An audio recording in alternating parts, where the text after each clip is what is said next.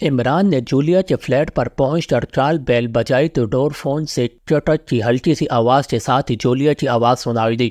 کون ہے باہر؟ جولیا کا لہجہ خاصا سخت تھا، وہی جسے دل کے اندر ہونا چاہیے تھا۔ عمران نے جواب دیا تو دوسری طرف سے چٹک کی ہلکی سی آواز کے ساتھ ہی خاموشی چھا گئی اور اس کے ساتھ ہی دروازہ کھلا۔ دروازے پر جولیا موجود تھی۔ وہ اس طرح سپاٹ نظروں سے عمران کو دیکھ رہی تھی جیسے سرے سے اس کی واقف ہی نہ ہو۔ تم باز نہیں آ سکتے؟ تم نے پھر وہی بکواس شروع کر دی ہے، آؤ اندر۔ جولیا نے ایک طرف ہٹتے ہوئے کہا۔ واہ، اب تو خود دل کے اندر آنے کی دعوت دے رہی ہو۔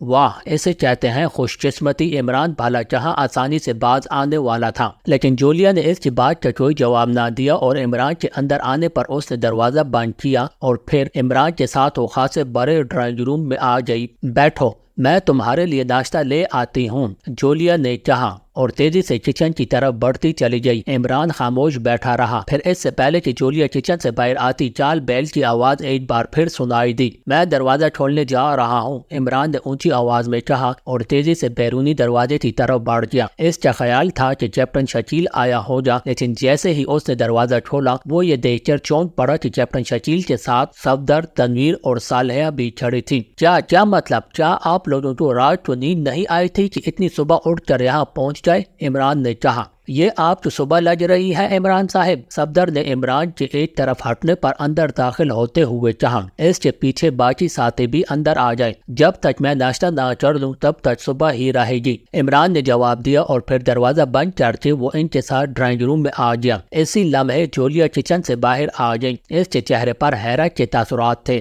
تم سب کیا مطلب؟ جولیا نے حیران ہو کر کہا۔ میں تو تمہاری مدد کرنے آئی ہوں، صالحہ نے اس کی طرف بڑھتے ہوئے مسکرا کر کہا۔ ہماری فکر نہ کرو، ہم تو اب کل صبح ہی ناشتہ کریں گے، البتہ عمران صاحب کو ناشتہ کرتے دیکھنے آئے ہیں، صفدر نے جواب دیا۔ تو کیپٹن شکیل بے اختیار ہنس پڑا اور پھر اس سے پہلے کہ مزید کوئی بات ہوتی ایک بار پھر چال بیل بج اٹھی۔ میں دیکھتا ہوں، صفدر نے کہا اور اٹھ کر بیرونی دروازے کی طرف بڑھ گیا، جبکہ صالحہ اور جولیا کچن میں چلی گئی تھی۔ تھوڑی دیر بعد 4 اسٹارز ڈرائنگ روم میں داخل ہوئے۔ ارے واہ، یہ تو پوری بارات آ گئی ہے، ماشاءاللہ۔ اس کا مطلب ہے کہ صفدر نے خطبہ نکاح یاد کر لیا ہے، عمران نے خوش ہوتے ہوئے کہا۔ صفدر نے صرف وہ خطبہ نکاح یاد کیا ہے جس سے صرف صالحہ سے نکاح ہو سکے، خاور نے کہا تو سب بے اختیار ہنس پڑے۔ تمہارا مطلب ہے کہ اپنا نکاح صفدر خود پڑے گا، عمران نے اس طرح آنکھیں پھاڑتے ہوئے کہا جیسے کوئی ناممکن بات ہو گئی ہو، لیکن پھر اس سے پہلے کہ عمران کی بات کا صفدر یا کوئی اور جواب دیتا، جولیا ٹرالی دھکیلتی ہوئی کچن سے باہر آ گئی۔ اس کے پیچھے صالحہ بھی ٹرالی دھکیلتی ہوئی آ رہی تھی۔ جولیا کی ٹرالی پر ناشتے کا سامان تھا، جبکہ صالحہ کی ٹرالی پر چائے کے برتن تھے۔ یہ کس خوشی میں آپ سب یہاں اکٹھے ہو گئے ہیں؟ صبح آپ سب ناشتہ کر کے تو گئے ہیں، جولیا نے ناشتے کا سامان عمران کے سامنے رکھی ہوئی میز پر رکھتے ہوئے کہا۔ ہمیں تو کیپٹن شکیل نے بلایا ہے کہ آپ عمران صاحب کو اپنے ہاتھ سے پکا ہوا ناشتہ کرا رہی ہیں اور اس منظر کو دیکھنے کے لیے سب کو یہاں موجود ہونا چاہیے، خاور نے کہا۔ کیوں؟ کیا یہ کوئی کرامت ہے یا کوئی شوبدہ ہے؟ جولیا نے کہا۔ اگر آپ ناراض ہو رہی ہیں تو ہم واپس چلے جاتے ہیں، خاور نے کہا۔ ارے خاور، تم جب سے اس قدر زود و رنج ہو گئے ہو، انجوائے کرو انجوائے، صفدر نے اسے سمجھاتے ہوئے کہا۔ یہ سب اس لیے اکٹھے ہوئے ہیں مس جولیا کہ عمران صاحب نے ناشتہ کرنا ہے اور ایسے مواقع بار بار نہیں آتے، کیپٹن شکیل نے کہا تو اس بار سب ہنس پڑے، جبکہ عمران آنکھیں پھاڑے مسلسل میز پر پڑے ہوئے ناشتے کو اس طرح دیکھ رہا تھا جیسے ابھی ناشتے میں سے کوئی ہاتھی گھوڑا نکل آئے گا۔ یہ ناشتہ ہے؟ کیا مطلب؟ کیا یہ واقعی ناشتہ ہے؟ اچانک عمران نے انتہائی حیرت بھرے لہجے میں کہا۔ ہاں تو اور ناشتہ کیسا ہوتا ہے؟ جولیا نے بنائے ہوئے لہجے میں کہا۔ یا اللہ، تیرا شکر ہے کہ سب ساتھی یہاں گواہی دینے کے لیے موجود ہیں۔ یہ 4 مچھن لگے ہوئے ٹوسٹ، 2 ابلے ہوئے انڈے اور 1 کپ چائے، یہ ناشتہ ہے، عمران نے ایسے لہجے میں کہا جیسے سب اس کی تائید کریں گے۔ تو اور کیا ناشتہ ہوتا ہے عمران صاحب؟ مسکراتے ہوئے کہا۔ ارے قیمہ بھرے پراٹھوں کا بنڈل، خالص مکھن کا پیڑا، 10-12 انڈوں کا آملیٹ، شہد کی 1 بوتل، لسی کا ایک بڑا جج، 2-4 کلو بھنی ہوئی جلیبی، خالد گھی سے ترتراتے ہوئے پراٹھے۔ عمران کی زبان رواں ہو گئی۔ بس عمران صاحب، اتنا ہی کافی ہے۔ پرانے دور کے پہلوان تو سننا تھا کہ ایسا ناشتہ کرتے ہیں، لیکن موجودہ دور میں ایسے ناشتے کے بعد انسان سیدھا ہسپتال ہی جائے گا۔ صفدر نے عمران کی بات درمیان سے کاٹتے ہوئے کہا اور سب بے اختیار ہنس پڑے۔ یہ ناشتہ جولیا نے اپنے ہاتھ سے بنایا ہے اور یقیناً یہ بے حد لذیذ ہوگا، صالحہ نے مسکراتے ہوئے کہا۔ لذت تو بس ایک ہی خاتون کے ہاتھ میں اللہ تعالیٰ نے دے رکھی ہے۔ جیسے وہ ہمارے ایک شاعر نے کہا ہے کہ عام لوگوں کا عیش کا کچھ حصہ اس لیے دیا گیا ہے کہ تجمل حسین خان کے عیش کو نظر نہ لگے، کیونکہ عیش تو بنا ہی تجمل حسین خان کے لیے ہے۔ اسی طرح کھانے میں لذت تو صرف ایک خاتون کے ہاتھوں میں ہی دی گئی ہے، باقی جن خواتین کو بھی اس کا کوئی حصہ ملا ہے وہ صرف اس خاتون کو نظر سے بچانے کے لیے ہے۔ عمران کی زبان ایک بار پھر رواں ہو گئی۔ کون ہے وہ خاتون جس کے ہاتھ کی لذت تمہیں بھولتی ہی نہیں؟ جولیا نے انتہائی غصیلے اور بنائے ہوئے لہجے میں کہا۔ اماں بھی، واہ واہ کیا لذت ہے ان کے ہاتھوں میں، تم چاہو تو اپنی انگلیاں بھی ساتھ ہی چاٹ کر کھا جاؤ۔ عمران نے فوراً کہا تو جولیا نے بے اختیار ایک طویل سانس لیا۔ ظاہر ہے اب وہ اس کی تردید کرنے کی جرات ہی نہ کر سکتی تھی۔ باقی ساتھی بے اختیار ہنس پڑے تھے اور پھر اس سے پہلے کہ مزید کوئی بات ہوتی اچانک فون کی گھنٹی بج اٹھی تو جولیا نے ہاتھ بڑھا کر ریسیور اٹھا لیا۔ جولیا بول رہی ہوں، جولیا نے کہا۔ ایکسٹرو، دوسری طرف سے چیف کی مخصوص آواز سنائی دی۔ یس باس۔ جولیا کا لہجہ مزید مؤدبانہ ہو گیا۔ کیا عمران یہاں موجود ہے؟ چیف نے پوچھا۔ یس باس، پوری سیکرٹ سروس ہی یہاں موجود ہے، جولیا نے کہا۔ کیوں؟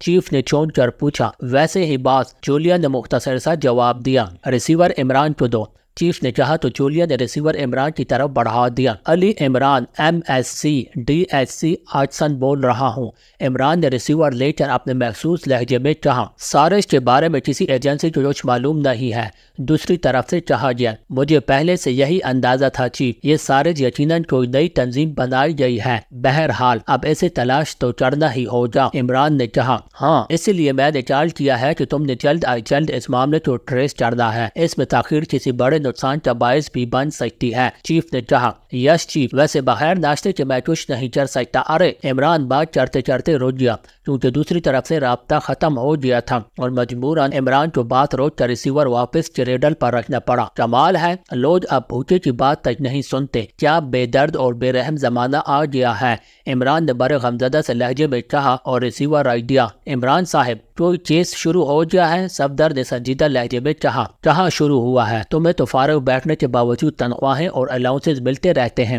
اور مجھے ایک چھوٹا سا چیک وصول کرنے کے لیے نہ جانے کیا کرنا پڑتا ہے، عمران نے منہ بناتے ہوئے کہا۔ تم پہلے ناشتہ کرو ورنہ میں اسے ہٹا لیتی ہوں، یہ ضائع ہو رہا ہے، جولیا نے کہا۔ اتنے سارے آدمیوں میں بیٹھ کر میں ناشتہ کیسے کر سکتا ہوں؟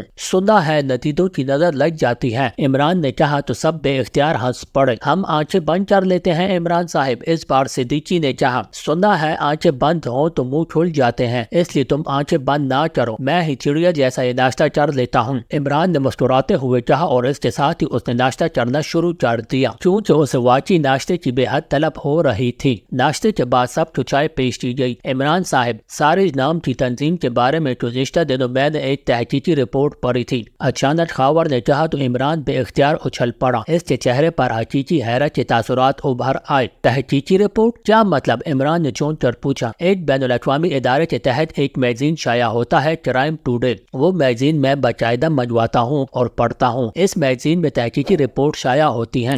اس کی ایک رپورٹ میں سارج کا نام آیا تھا اور جہاں تک مجھے یاد ہے یہ لکھا گیا تھا کہ سارج یہودیوں اور اکریمیوں کی مشترکہ تنظیم ہے جس کا مقصد اکریمیوں اور یہودیوں کے دشمنوں کا خاتمہ کرنا ہے۔ ان دشمنوں میں اعلیٰ ترین حکام سے لے کر سائنسدان، صحافی اور ایسے تمام لوگ شامل ہیں جو اکریمیہ یا یہودیوں کے خلاف نظریات رکھتے ہیں، خاور نے تفصیل سے بات کرتے ہوئے کہا۔ کس کا مضمون ہے یہ؟ عمران نے اشتیاق آمیز لہجے میں پوچھا۔ مجھے یاد نہیں، ویسے آپ کہیں تو میں یہ رسالہ آپ کے فلیٹ پر پہنچا دوں، خاور نے کہا۔ ہاں ضرور، عمران نے کہا۔ عمران صاحب، چیف تو اس بارے میں کیسے علم ہوا ہے؟ صفدر نے کہا سر سلطان کو رومانیہ کے چیف سیکرٹری نے بتایا ہے کہ رومانیہ کے ایئرپورٹ پر ایک آدمی پکڑا گیا ہے۔ اس نے پوچھ گچھ کے دوران بتایا ہے کہ وہ پاک ایشیا جا رہا ہے کیونکہ وہاں سارے کے ایجنٹ ایک اہم مشن پر کام کر رہے ہیں اور اس نے یہاں جا کر ان کی مدد کرنی ہے۔ اس کے ساتھ وہ صرف اتنا بتا سکا کہ اسے حکم دیا گیا ہے کہ وہ پاک ایشیا کے دارالحکومت پہنچ کر چاراچاز کلب میں وکٹر سے ملاقات کرے، پھر وہ تشدد کی وجہ سے ہلاک ہو گیا۔ رومانیہ کے چیف سیکرٹری سر سلطان کے ذاتی دوست ہیں، اس لیے انہوں نے ذاتی طور پر سر سلطان کو آگاہ کیا۔ سر سلطان نے مجھ سے بات کی تو میں نے چیف کو رپورٹ دی اور چیف سے کہا کہ وہ اپنے وسیع وسائل کی مدد معلوم کریں کہ یہ سارے کون سی تنظیم ہے اور کہاں پائی جاتی ہیں۔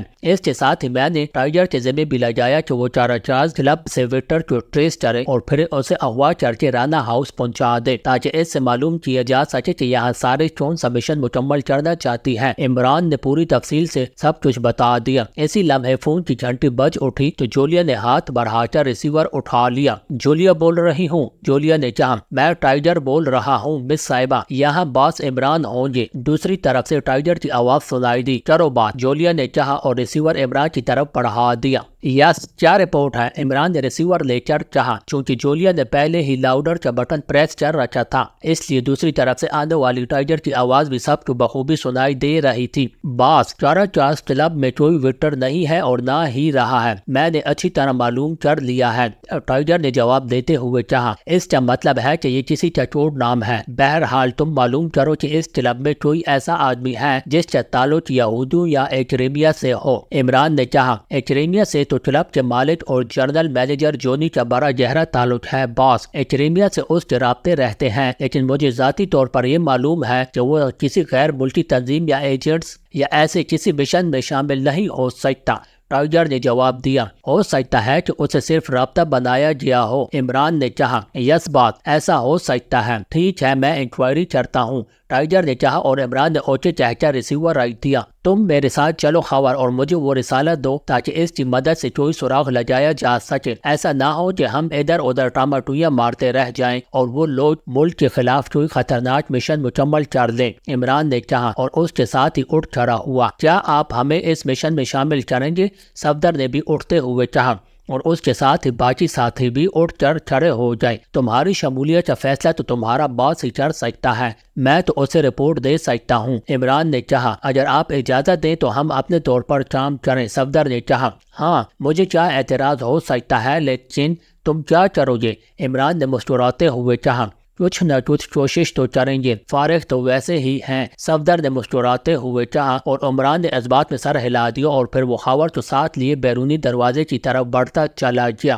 کار تیزی سے دوڑتی ہوئی آگے بڑھی چلی جا رہی تھی۔ ڈرائیونگ سیٹ پر صفدر موجود تھا جبکہ سائیڈ سیٹ پر کیپٹن شکیل بیٹھا ہوا تھا۔ تمہیں یقین ہے کہ تم چاراچاز کلب میں وکٹر کا سراغ لگا لو گے جبکہ ٹائیگر جیسا آدمی اس کا سراغ نہیں لگا سکا، کیپٹن شکیل نے کہا۔ ٹائیگر نے عمران صاحب کو بتایا تھا کہ چاراچاز کلب کا مالک اور جنرل مینیجر جونی اس کا دوست ہے اور لامحالہ ٹائیگر اس سے ملنے وہاں جاتا رہتا ہوگا، اس لیے کلب کے تمام عملے کو اس کا بخوبی علم ہوگا اور ایسی صورتحال میں کلب کا کوئی ملازم ٹائیگر کو کوئی اطلاع نہیں دے سکتا، ورنہ انہیں علم ہے کہ یہ بات جنرل مینیجر تک پہنچ سکتی ہے اور ان سے اس کی نوکری کے ساتھ ساتھ اس کی جان کو بھی خطرہ لاحق ہو سکتا ہے کیونکہ ایسے معاملات میں کسی کو کوئی معافی نہیں دی جاتی۔ صفدر نے جواب دیتے ہوئے کہا لیکن تمہیں اور مجھے دیکھ کر تو وہ ہر بات سے ہی صاف مکر جائیں گے کیونکہ ہمارے چد و چامت انہیں مشروط کر دیں گے، کیپٹن شکیل نے کہا۔ جو کچھ بتایا گیا ہے اس کے مطابق لامحالہ رومانیہ سے آنے والے آدمی نے کاؤنٹر پر پہنچ کر اپنا نام بتانا تھا، اس لیے کاؤنٹر پر موجود انچارجوں کے بارے میں معلومات حاصل کر دی ہے۔ یہ عام سی بات ہے اور بھاری رقم دے کر آسانی سے یہ معلومات حاصل کی جا سکتی ہیں۔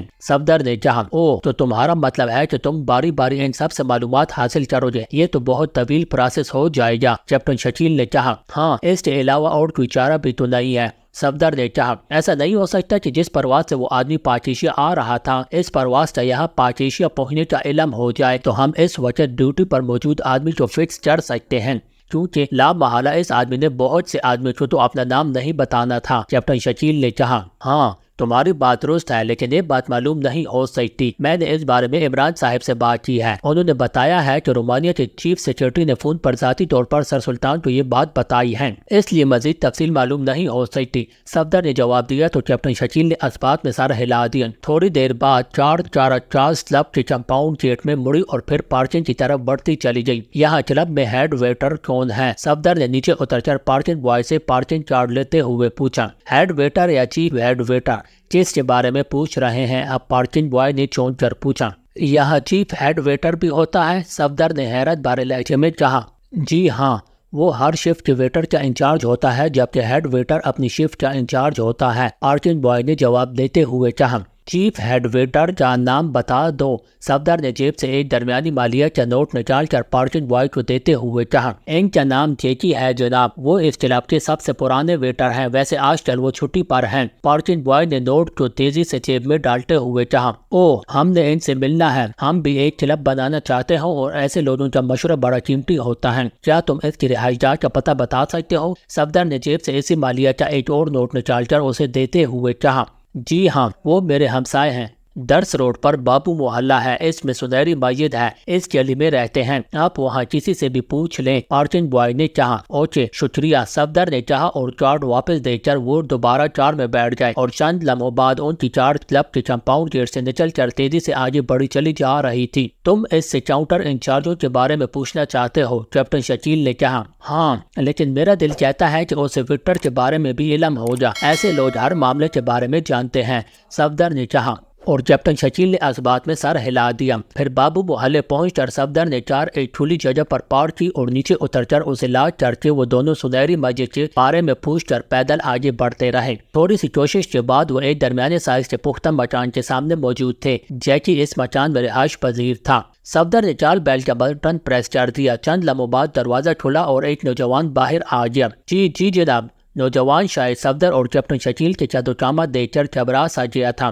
ہمارا تعلق بزنس سے ہے، ہم ایک کلب کھولنا چاہتے ہیں جس کے لیے جیکی سے ضروری مشورہ لینے آئے ہیں، صفدر نے انتہائی نرم اور دوستانہ لہجے میں مسکراتے ہوئے کہا تو نوجوان کے پریشان چہرے پر قدر اطمینان کے تاثرات ابھر آئے۔ جی اچھا، میں بیٹھک کا دروازہ کھولتا ہوں، نوجوان نے کہا اور واپس اندر چلا گیا۔ تھوڑی دیر بعد سائٹ پر موجود ایک دروازہ کھلا اور نوجوان دروازے سے باہر آ گیا۔ آ جائیں، نوجوان نے کہا تو صفدر اور کیپٹن شکیل دونوں اس طرف چل پڑے۔ بیٹھک زیادہ بڑی نہیں تھی، البتہ اس میں ایک پرانا صوفہ اور دو کرسیاں اور درمیان میں ایک بڑی سی میز موجود تھی۔ صفدر اور کیپٹن شکیل صوفے پر بیٹھ گئے۔ اسی لمحے دروازہ کھلا اور ایک ادھیر عمر آدمی جس نے گھریلو لباس پہنا ہوا تھا اندر داخل ہوا۔ اس کو دیکھتے ہی صفدر اور کیپٹن شکیل دونوں ہی سمجھ گئے کہ یہی چیف ویٹر جیکی ہے۔ میرا نام جیکی ہے جناب، آنے والے نے سلام کرتے ہوئے کہا تو صفدر اور کیپٹن شکیل نے آگے بڑھ کر اس سے نہ صرف مصافحہ کیا بلکہ اپنے نام بھی بتائے، جبکہ وہ نوجوان جیکی کے اندر داخل ہوتے ہی اندرونی دروازے میں غائب ہو گیا تھا۔ آپ چارلس کلب میں چیف ہیڈ ویٹر ہیں؟ صفدر نے کہا۔ جی ہاں، مگر آپ صاحبان کون ہیں اور کس لیے تشریف لائے ہیں؟ جیکی نے جواب دیتے ہوئے کہا۔ اس کے لہجے میں ہلکی سی پریشانی کی جھلک تھی۔ ہمارا تعلق ایک پرائیویٹ تنظیم سے ہے، ہمیں ایک آدمی ویٹر کی تلاش ہے جس کا تعلق چارلس کلب سے ہے۔ صفدر نے جیب سے بڑی مالیہ کے چند نوٹ نکال کر اپنے سامنے رکھتے ہوئے کہا۔ جیکی کی نظریں نوٹوں پر اس طرح جم گئی تھی جیسے لوہا مقناطیس سے چپک جاتا ہے۔ ویٹر؟ کون ویٹر؟ کلب میں تو کسی ملازم کا نام ویٹر نہیں ہے، جیکی نے حیرت بھرے لہجے میں جواب دیتے ہوئے کہا۔ اس کا لہجہ بتا رہا تھا کہ وہ سچ کہہ رہا ہے۔ وکٹر ویسے تو عام سا نام ہے مسٹر جیکی، اور اس شہر میں ہزاروں نہیں تو سینکڑوں وکٹر ضرور موجود ہوں گے، لیکن شاید ایک کوڈ نام ہے، ہمیں اصل نام چاہیے۔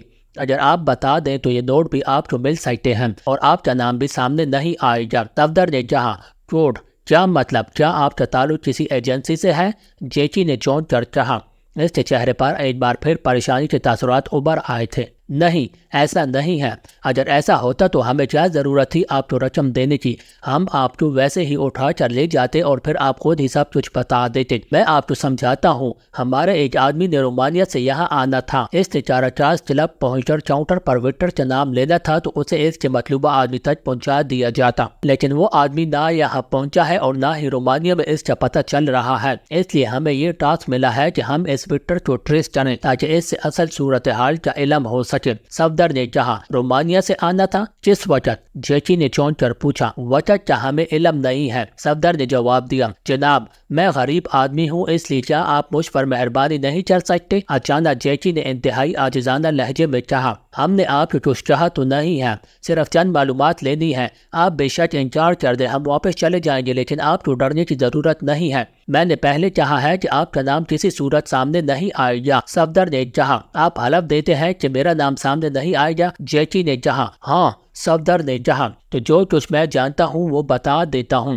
اب یہ فیصلہ آپ کر لیں کہ اس سے آپ کو کوئی فائدہ حاصل ہوتا ہے یا نہیں۔ جیچی نے کہا ہاں تم بتا دو۔ صفدر نے کہا جناب صبح سے دوپہر تک استقبالیہ پر ایک صاحب زاہد حمید ہے، ان کی ڈیوٹی ہوتی ہے۔ زاہد حمید صاحب یہاں آنے سے پہلے یورپ کے کسی ملک کے کسی ہوٹل میں طویل عرصہ کام کر چکے ہیں، اور اب بھی وہاں سے ان کے فون آتے رہتے ہیں، اور کئی بار یورپ کے لوگ بھی ان سے ملنے آتے رہتے ہیں، اور خود بھی 2-3 ماہ بعد ضرور یورپ کا چکر لگاتے ہیں، اور جہاں تک میرا خیال ہے رومانیہ یورپ کا ہی ملک ہے۔ جیچی نے کہا ہاں تمہارا خیال درست ہے، لیکن یورپ میں تو کئی ممالک شامل ہیں۔ صفدر نے کہا میں نے کئی بار اس کے منہ سے رومانیہ کا نام بھی سنا ہے۔ جیچی نے کہا اسی لمحے اندرونی دروازہ کھلا اور وہی نوجوان ہاتھ میں مشروبات کی 2 بوتلیں اٹھائے اندر داخل ہوا، اور اس نے ایک بوتل صفدر اور کیپٹن شکیل کو دی اور پھر واپس چلا گیا۔ اس وقت تو زاہد حمید ڈیوٹی پر ہوں گے۔ صفدر نے کلائی پر بندی ہوئی چھڑی پر نظر ڈالتے ہوئے کہا ان کے بھائی بیمار ہیں، انہوں نے 1 ہفتے کی چھٹی لے رکھی ہے۔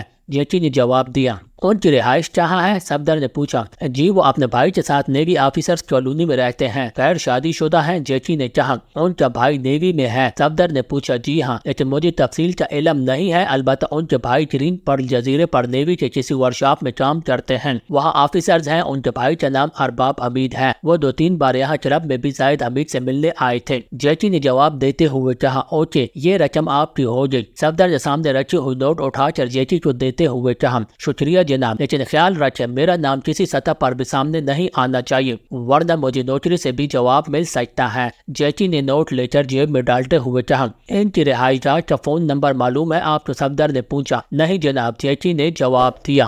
اوکے اب ہم چلتے ہیں، آپ نے بھی ہمارے بارے میں اور ہمیں دی گئی معلومات کے بارے میں زبان بند رکھی ہے۔ صفدر نے اٹھتے ہوئے کہا۔ اس کے اٹھتے ہی کیپٹن شکیل اور جیچی بھی اٹھ کھڑے ہوئے۔ بالکل جناب، میں تو خود آپ سے درخواست کر رہا ہوں، پھر میں خود کیوں بتاؤں گا؟ جیچی نے کہا تو صفدر اور کیپٹن شکیل ایک بار پھر اس سے مسافہ کر کے بیٹھک سے باہر آئے اور تیزی سے اس طرف کو بڑھتے چلے گئے جہاں ان کی کار موجود تھی۔ میرا خیال ہے کہ ہم درست سوراخ پر چل رہے ہیں، کیپٹن شکیل نے کچھ فاصلے پر آنے کے بعد کہا۔ ہاں اس حد تک کہ وکٹر چکور نام لینے والا رومانیہ سے آ رہا تھا اور زاہد حمید کا تعلق بھی شاید رومانیہ سے رہا ہے۔ صفدر نے اس بات میں سر ہلاتے ہوئے کہا اس زاہد حمید کو یقیناً اس بارے میں تفصیل کا علم ہوگا۔ کیپٹن شکیل نے کہا ہاں دیکھو کیا رزلٹ نکلتا ہے۔ صفدر نے جواب دیا اور پھر تھوڑی دیر بعد وہ چار تک پہنچ گئے۔ پھر انہوں نے چار کا رخ بندرگاہ کی طرف موڑ دیا جہاں نیوی آفیسر کالونی واقع تھی۔ تو یہ تھی ہماری آج کی ایپیسوڈ۔ ہماری آج کی ایپیسوڈ آپ کو کیسی لگی ہے ہمیں کمنٹ کر کے ضرور بتائیں۔ اگر ہماری آج کی ایپیسوڈ آپ کو پسند آئی ہے تو ہماری اس ویڈیو کو لائک کریں اور زیادہ سے زیادہ شیئر کریں تاکہ ہم ایسی مزید ویڈیوز جلد سے جلد آپ لوگوں کے لیے لے کر حاضر ہوں۔